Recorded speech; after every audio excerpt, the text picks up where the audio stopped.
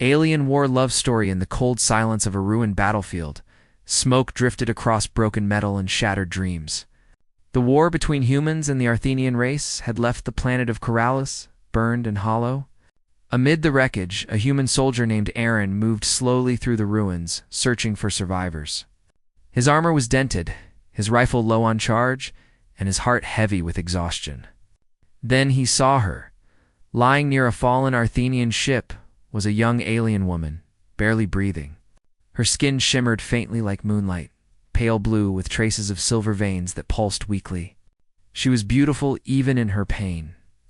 Aaron knelt beside her and could see the wound near her side where shrapnel had torn through the armor she wore. Her golden eyes fluttered open, filled with fear and confusion. He hesitated for a moment. The war had taught him that Arthenians were enemies. But this one looked fragile, innocent, more like a victim than a threat. He tore a strip from his uniform and pressed it against her wound, whispering gently for her to stay awake. She tried to speak, but her voice was too faint. Aaron lifted her carefully, ignoring the protest of his muscles, and carried her toward the human outpost miles away. It took hours to reach the base. By the time he arrived, his arms trembled and his throat was dry. The medics looked at him with disbelief when they saw the alien in his arms. Some wanted to refuse treatment, calling her an enemy, but Aaron refused to let her die. He pleaded until finally one medic agreed to treat her under his responsibility. Her name, as the translator later revealed, was Lyra. Days passed. Lyra drifted between life and death, but Aaron stayed by her side. He cleaned her wounds, changed her bandages, and spoke softly even when she couldn't understand. Slowly, her strength returned. One morning when the first rays of light touched the tents, she opened her eyes and truly saw him for the first time. She didn't see a soldier or an enemy. She saw the man who had saved her life. Their bond grew quietly. She began to learn small human words, and he started to understand her gestures. In a place filled with hatred and suspicion, their friendship became a secret light. Aaron brought her books, simple food, and a small music player that played old Earth melodies.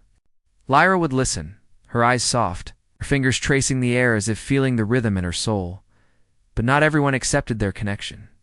Some of Aaron's fellow soldiers whispered behind his back. They said he was losing his mind, that he had forgotten who the enemy was. He didn't care. He saw in Lyra the proof that kindness could still exist even after war had tried to burn it away. One night, a group of soldiers tried to remove Lyra from the camp. They said orders were clear, no enemy was to stay alive. Aaron stood in their way. Words turned to shouting, and soon fists were raised. Aaron was punished for disobedience, but he didn't regret it. When he returned to his tent, Lyra reached out and touched his bruised face. She said softly, in broken English, "You save me. I stay with you." Peace finally came months later. The treaty between humans and Arthenians ended the war, but the scars remained. Aaron was free to return home, but Lyra had nowhere to go. Her home planet was gone, her people scattered. He made a choice that surprised everyone. He took her with him to Earth. At first, life on Earth was not easy for her. The air was heavier, the sunlight different, and the people curious or fearful. But Aaron helped her every step of the way. He taught her human customs, how to speak, how to live in a world that once called her enemy. In return, Lyra brought peace to his restless soul. Her calm presence, her way of looking at small things with wonder, reminded him that life could begin again.